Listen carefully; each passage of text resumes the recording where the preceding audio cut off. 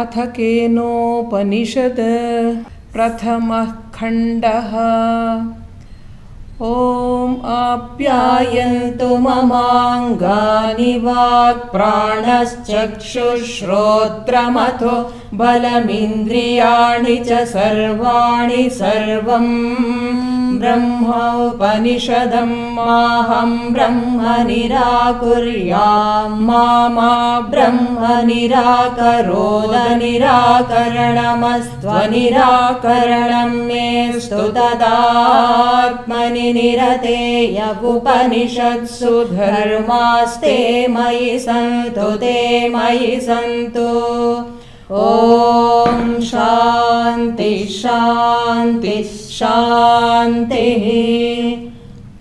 ॐ केनेषितं पतति प्रेषितं मनः केन प्राणः प्रथमः प्रैतियुक्तः केनेषितां वाचमिमां वदन्ति चक्षुश्रोत्रं कौ देवो युनक्ति श्रोत्रस्य श्रोत्रं मनसो मनो यद्वाचोह वाचं सौ प्राणस्य प्राणश्चक्षुषश्चक्षुरतिमुच्य धीरा प्रेत्यास्माल्लोकादमृता भवन्ति।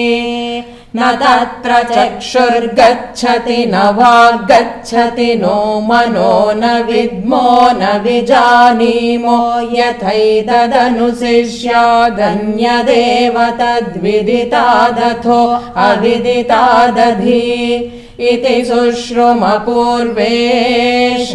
येनस्तद्व्याचचक्षिरे यद्वाचानभ्युदितं येन वागभ्युद्यते तदेव ब्रह्म त्वं विद्धि नेदं यदिदमुपासते यन्मनसा न मनुते येनाहुर्मनोमतम्